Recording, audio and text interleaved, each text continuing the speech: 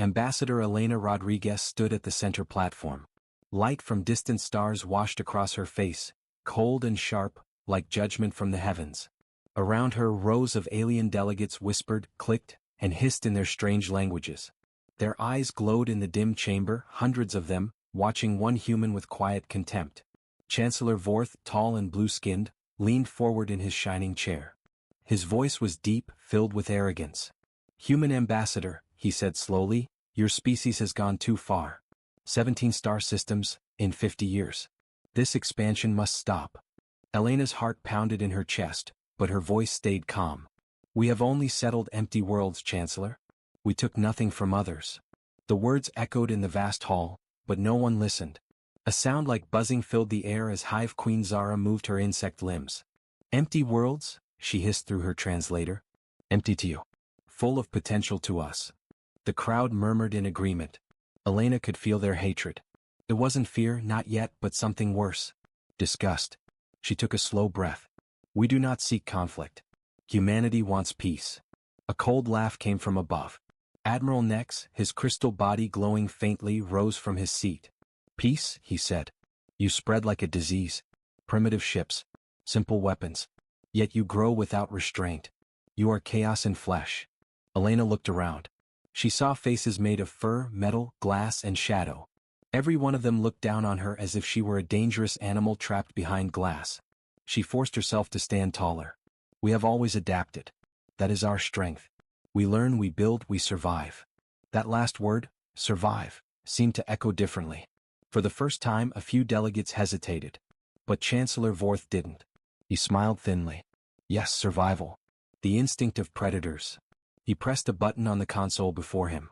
A large holoscreen lit up, showing the galaxy, bright stars and red dots marking human colonies. The sight was breathtaking. Each red light was a home. Millions of families, children, farms, industries, dreams. "Look at this," said Vorth. "Does this look peaceful? This is not exploration. This is conquest." Elena's mouth went dry. The image looked bad, almost like a spreading infection. She tried to explain. "Those worlds were chosen for resources and habitability. Any species would." "Any civilized species," interrupted Admiral Nex, "would have asked permission." The chamber filled with murmurs again. Disgust, disapproval, threats hidden in diplomatic words. For a moment Elena felt small, alone. Then from somewhere behind the council rose, a voice spoke, quiet, uncertain. "What if they mean no harm?"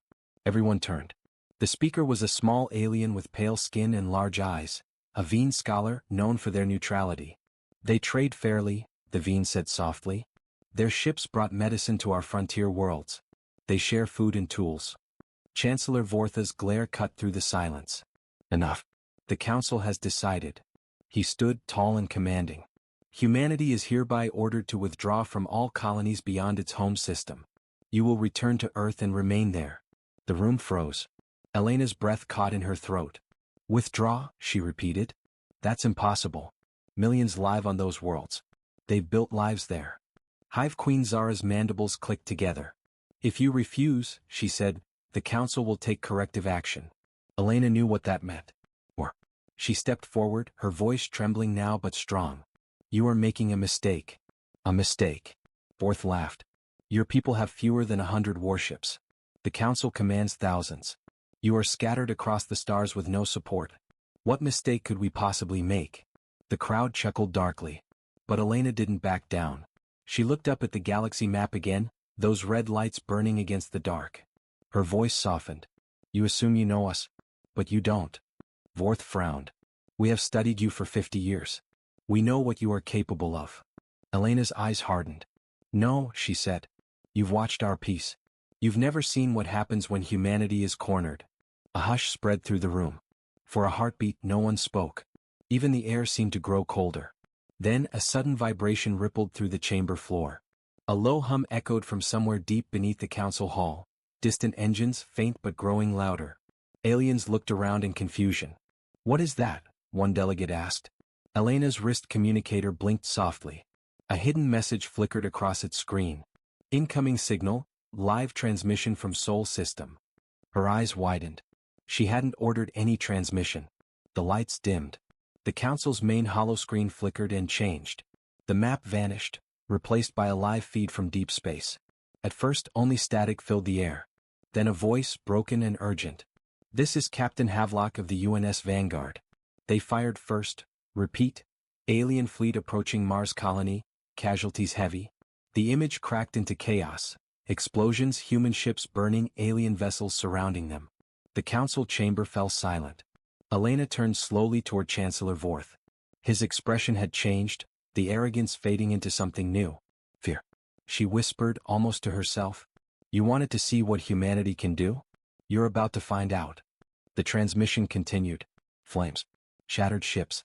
And then, a human fleet emerging from the void, weapons glowing red. The broadcast had begun. And across the stars the galaxy watched. As humanity's fury awakened. The holoscreen flickered in the great council chamber, lighting every alien face with cold blue light. A storm of static filled the air. Then came the voice again, broken, desperate, and human. "This is Captain Havelock. UNS Vanguard, under attack. We are." The signal cut off in a burst of static. For a long moment no one spoke. Even the buzzing of the Hive Queen fell silent. The silence inside the chamber felt heavy, almost painful. Ambassador Elena Rodriguez stood frozen, her eyes locked on the screen. Her throat felt dry but her mind raced. She hadn't ordered this. This transmission was coming straight from Sol. Chancellor Vorth was the first to speak. "What is this nonsense?" he snapped. "A trick? Another human deception?" Elena turned toward him. Her voice was quiet but firm. "No trick. That was a distress signal." Vorth's jaw tightened. "Then your people are fools. They attacked the patrol fleets guarding your borders. You brought this on yourselves." Elena shook her head slowly. "No. We don't fire first." Before anyone could reply, the holoscreen came alive again. The image stabilized, showing space around Mars colony. Alien ships filled the screen, sleek and curved, shining like blades. Laser fire streaked across the void. Human vessels, smaller and slower, burned one by one. Gasps and low murmurs spread through the chamber. The crystalline Admiral Nex rose from his seat. His body shimmered with light as he pointed at the feed. "Those are Council patrol ships," he said. "They were ordered to monitor, not attack." But the truth was there, bright and undeniable. The alien ships were firing. The humans were defending. One by one the human vessels exploded, until only a few remained. Then, something changed. The camera zoomed out. Behind the burning wrecks, new ships appeared, massive, dark, silent. No one recognized the design. They were not on any registry. They had no identification codes. Admiral Nex frowned. "What are those?" Elena's eyes widened as the new ships moved forward, forming a wall between Mars and the attackers. Their hulls were black as midnight. Their engines burned crimson red. She whispered, "That's impossible." The room darkened as the feed focused on one ship, larger than any seen before. Letters marked the side, UNS Retribution. It was humanity's newest warship, and no one outside Earth Command even knew it existed. A low murmur rippled through the council. "Retribution," someone whispered. "A fitting name." The next moment the screen lit up with blinding light. Dozens of red projectiles shot forward, not lasers, not plasma, but solid kinetic rounds moving at impossible speed. They tore through the alien ships like paper. One explosion. Then another. Then 10. In less than a minute the attacking fleet was gone, vaporized. The broadcast zoomed out again, showing the debris field orbiting Mars. What had been an alien victory had become a massacre. Inside the chamber, panic began to rise. Delegates shouted, translators buzzed, and several species screamed in disbelief. Admiral Nex slammed his crystalline fist against the desk. "This is an act of war," he shouted. "They destroyed Council vessels." Elena didn't move. She just stared at the screen, her voice calm but cold. "You wanted to see what happens when we are attacked. Now you've seen." "Those ships," Vorth began, but his voice cracked. "They shouldn't exist. The humans do not have technology for that kind of power." Elena turned her gaze toward him. Her expression was unreadable. "Maybe we've been learning faster than you thought." The feed changed again. A human commander appeared on screen, his face covered in soot and blood. He looked straight into the camera. "To all Council worlds receiving this transmission, we did not seek war. But if you bring it to our door, we will finish it. Humanity does not kneel." The words echoed across the galaxy. Billions heard them. Millions recorded them. And every alien watching understood, The humans were not bluffing. The broadcast cut off. The chamber lights came back on. Chancellor Vorth looked shaken. His confident posture was gone. He tried to speak, but no words came out. Hive Queen Zara broke the silence with a low hiss. This is only the beginning. They will not stop now. Elena turned to face her. No, we won't. Your species is reckless, the Queen said. This will end in your extinction. Elena looked at the glowing map again, red human colonies bright against the dark. Her expression was calm now. Maybe, she said softly. Or maybe it will end in yours. The chamber erupted again, shouting, threats, fear. But among the noise, Elena's communicator blinked one more time. A private message. Short. Clear. All fleets mobilized. Operation Dawnstrike in motion. She turned off the device and raised her head. Her eyes met Vorth's. For the first time, the Chancellor looked uncertain. Elena, he said, almost whispering. What are you doing? She answered without hesitation. Surviving. Cutscene, narration break idea. At this point in your YouTube video, the music can rise, slow drums or dark orchestral hum. Show the Council's panic, Elena walking out slowly, and then a cut to the stars where Earth's fleets begin to move. Then fade to black with the line. And so it began, the day humanity's fury was broadcast across the stars. The Council chamber was no longer silent. Voices clashed like thunder. Alarms echoed through the corridors as the delegates shouted over one another. Every screen across the hall replayed the same image, human warships tearing through the Council's fleet near Mars. It was a sight none of them had expected to see. Shut that off, shouted Chancellor Vorth, his voice trembling with anger. The display went dark, but the silence that followed was worse than the noise. Ambassador Elena Rodriguez stood at the center platform, calm but pale. Her words were still fresh in their minds. You wanted to see what happens when we are attacked. Now you've seen. Across the chamber, the Hive Queen Zara hissed softly. They have declared war, she said. Their weapons must be erased before they spread further. Admiral Nex, his crystalline body glowing with rage, slammed his hand down on the table.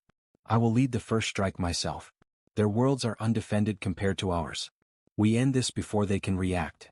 The Veen scholar, the small alien who had defended humanity earlier, raised a trembling hand. Maybe we should negotiate. The humans? Silence, roared Vorth. There is no negotiation with predators. They showed their fangs. Now we show ours. The Council voted, 12 empires, one voice. Total war. The stars above Earth burned brighter that night. From every hidden shipyard and orbital dock, humanity's fleets began to rise. Massive carriers, new railgun destroyers, stealth cruisers cloaked in black alloy, all moving into position. In secret, they had been preparing for this day for years. They had learned from every war they ever fought, and they never forgot. On the surface of Earth, General Mason Hale stood inside the command center of Luna Base, staring at the tactical display. Around him, officers worked in silence, their faces hard and tired. How long until the Council fleet reaches our system? Hale asked. 72 hours, replied a young officer. They're gathering near Vega Prime. 12 species, over 2,000 ships. Hale nodded slowly. And our total count? 237 warships, came the answer. The number hung in the air like a death sentence. But Hale only smiled, a small grim smile. Then we have them right where we want them. Meanwhile, on the other side of the galaxy, Chancellor Vorth stood on the bridge of his flagship, the Carry Dominion. Before him, the Council's armada stretched across the void, a living storm of light and metal. He looked out at it proudly. Let it be known, he said to his officers, that today the galaxy takes back control. The fleets began to move. Thousands of drives ignited, painting the dark space with blue fire. Their destination, Sol System, humanity's home. But as they jumped through hyperspace, strange things began to happen. One by one, the Council ships started losing contact. Scouts vanished. Communication relays went dark. No one knew why. Admiral Nex's fleet emerged first near Neptune's orbit, but what they found was not what they expected. Space around the planet was filled with thousands of metallic fragments, floating debris. It looked like a graveyard. Nex frowned. So the humans left traps for us? An officer's voice trembled.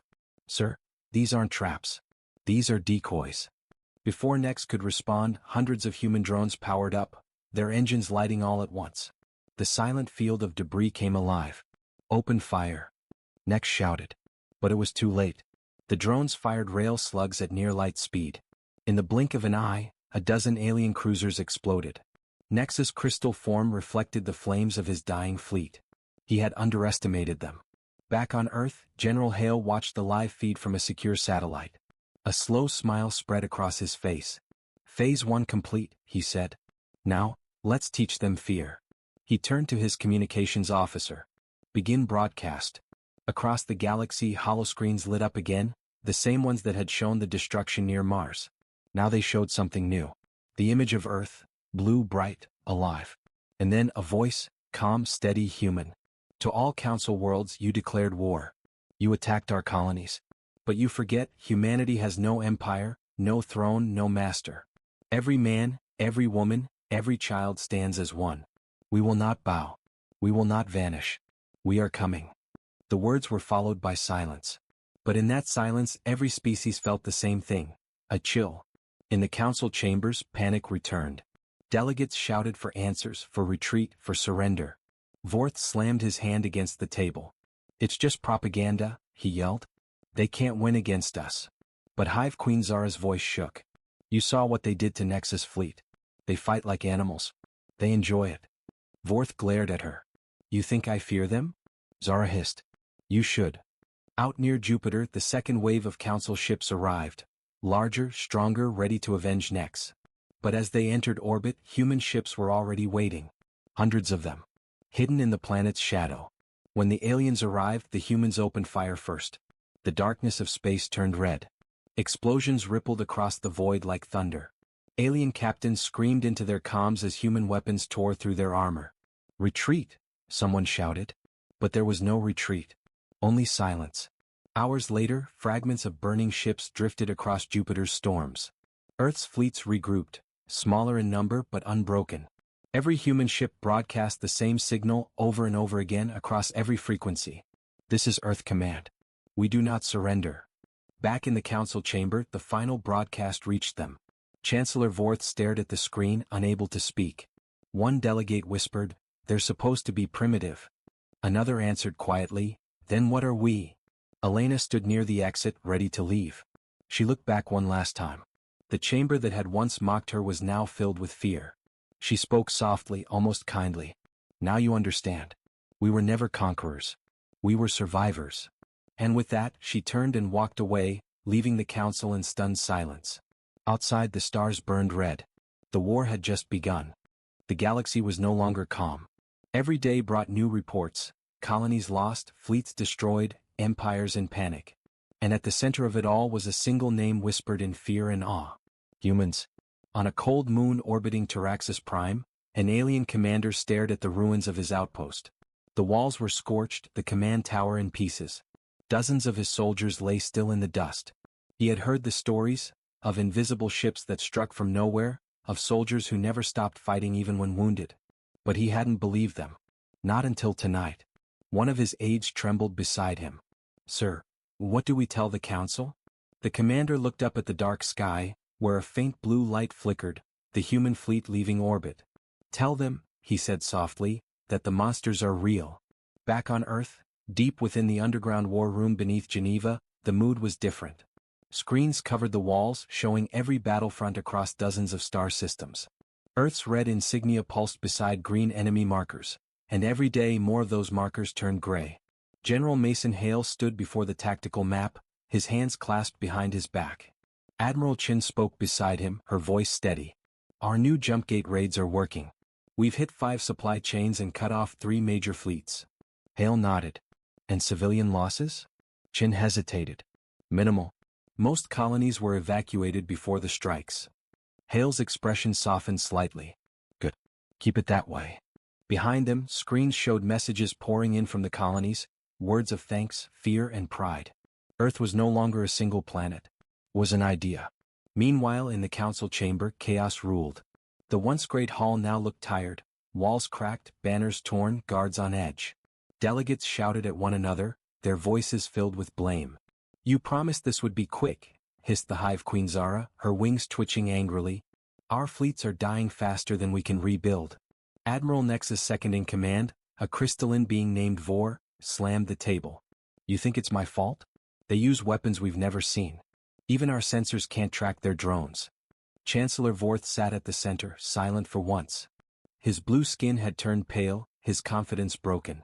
In front of him, a screen showed footage from the last battle. Human ships surrounding a council dreadnought like wolves around a dying beast. They learn too fast, Vorth whispered. Every battle they adapt. Every loss becomes their next victory. A voice rose from the corner, small but clear. It was the Veen scholar, the one who had spoken for peace before the war. They warned us, he said quietly. Ambassador Elena told us they only wished to live. We didn't listen. Zara hissed, her eyes glowing red. You call this living? They burn entire worlds. The Veen looked down sadly. Maybe because we taught them that mercy is weakness. Silence fell across the chamber. For the first time no one argued. Far away on the edge of known space, Ambassador Elena Rodriguez stood on the bridge of the Aurora's light, watching stars drift past. She was returning from Earth, sent by General Hale himself to deliver a message to the Council, one last chance for peace. But as she looked at the holographic reports of burning worlds, she wondered if peace was still possible. Her aide, Lieutenant Rayan, approached quietly. Ma'am, do you think they'll listen this time? Elena didn't answer at first. Finally she said, they will listen. Or they will vanish. She said it not with pride but with sorrow. 3 days later, Elena's ship arrived at Nexus Station, once the proud center of the Galactic Council. Now it looked like a ghost. Patrol ships hovered nervously, and the station's outer rings were scarred from old battles. As Elena's shuttle docked, alien guards surrounded her. None raised their weapons but all watched her with the same expression, fear. Inside the council hall, Chancellor Vorth rose as she entered. His voice was strained. Ambassador Rodriguez. You return, after everything that has happened? Elena stood tall. I came because this can still end before the galaxy tears itself apart. Zara hissed. You come here to lecture us after your people slaughtered millions? Elena's eyes hardened. My people defended themselves. Your fleets brought death first. Your fleets destroyed 12 systems. Vorth shouted. You call that defense? Elena took a step forward. Yes. Because for every system we struck there were 10 where your bombs already fell. We counted every child you burned. The chamber went quiet again. Even the lights seemed dimmer. Finally the Veen scholar spoke softly. Then what do you ask of us, human? Elena looked around, at the broken walls, the terrified faces, the leaders who once ruled the stars. I ask for surrender, she said. Not because we want revenge, but because you won't survive another war. Zara let out a low hiss of disbelief. You expect us to kneel? No, Elena replied. I expect you to live. Outside, alarms blared again. A young officer burst into the chamber. Chancellor. The human fleet, it's here. Everyone froze. Vorth turned toward the window. Far in the distance, space shimmered with hundreds of blue lights, human warships exiting hyperspace, forming a perfect line. Elena stared in silence. She hadn't known Hale would send them. A single human transmission echoed across every speaker in the chamber. To the Galactic Council, lay down your arms. This is your final warning. Vorth's hands shook. You wouldn't dare attack here. This is the Council's heart. Elena looked at him sadly. You still don't understand us. Outside, the human ships didn't fire. They simply hovered, silent, unmoving, a wall of metal and firelight. They didn't need to shoot. Their message was clear. It's over. For a long time no one spoke. Finally Vorth lowered his head. His voice cracked. I will sign the ceasefire. Zara hissed in disgust, but even she didn't move. The war was done. Elena closed her eyes, feeling the weight of it all, the lives lost, the worlds changed. When she opened them again she saw something new in the eyes of every alien around her. Not hatred. Not fear. Respect. As she left the chamber, reporters from across the galaxy captured her image. The human who faced the council and ended the war. That image spread faster than any weapon. Children on distant worlds began to whisper her name. To some she was a savior. To others a warning. But to every species she became a reminder. Humanity was not the weakest race. They were the storm that no one could stop. The war had ended. But peace was still learning how to breathe. Across the galaxy the fires were dying out. Broken fleets drifted in silence. Colonies that once screamed with fear now whispered with hope. And through all of it, one flag, one small blue and white emblem, began to rise where no human had ever walked before. The emblem of Earth. The broadcast. On the first day after the ceasefire, the Galactic Council chamber opened its doors again. Reporters, drones, and translators from 50 species filled the air with a constant buzz. Chancellor Vorth stood before the podium, his posture tired but calm. Beside him stood Ambassador Elena Rodriguez, the woman who had faced the council and lived. The room fell silent as Vorth raised his hand. The council, he began slowly, acknowledges the end of hostilities against the Human Confederation. We recognize humanity as an independent power, equal among the stars. The moment those words echoed through the chamber, the entire hall lit up with flashes, reporters broadcasting the message across every corner of known space. Elena waited for the noise to fade, then stepped forward. "Let this day mark not victory," she said softly, "but understanding. We did not win by power alone. We survived because we refused to break. May we never need to prove it again." Her words were simple, but they carried through every speaker, every signal. Even the coldest hearts paused for a moment, and listened. The fear that remained. Far beyond the cameras, in a hidden room deep within the council complex, several alien generals gathered around a dark table. The holomap above them showed human fleets stationed across 17 systems, their new borders glowing like a silent warning. One of the generals, a tall insectoid from the Threx hive, tapped his claws nervously. "They say the humans are building something on the outer rim. Massive orbital yards." Another, from the crystalline worlds, replied, "Weapons? Or colonies?" The Threx general clicked his mandibles. "Does it matter? They build too fast. They think too far ahead. It's only a matter of time before they come for us again." From the shadows a voice spoke, low, calm, and tired. It was Chancellor Vorth. "No," he said. "They will not come for us, unless we force them to." The generals turned toward him. Vorth looked older than ever. His once bright eyes had faded, his tone quiet. "I've seen what they can do," he said, "and what they choose not to do. If humanity had wanted our destruction, none of us would be standing here." The room went silent. And for the first time the council began to understand what true restraint looked like. The survivors. Months passed. Wounded worlds began to heal. The scars of war turned into stories, and those stories into lessons. On a barren moon once used as a battlefield, human engineers worked beside alien workers to rebuild what was lost. They spoke different languages, but laughter needed no translation. A young alien child watched as a human pilot fixed a generator. The child asked, "Why do you help us?" "We were your enemies." The pilot smiled faintly. "Because war ends when someone decides to stop hating." That clip went viral across the galaxy. It became the first video in a new broadcast series called The Rebuilders. Humans and aliens working side by side, rebuilding cities, ships, and trust. The legend grows. On the anniversary of the ceasefire, a new monument was unveiled on Earth. A massive ring of black steel standing over the city of Geneva. At its center was a single phrase. "We came in peace. We fought for survival. We endure for all."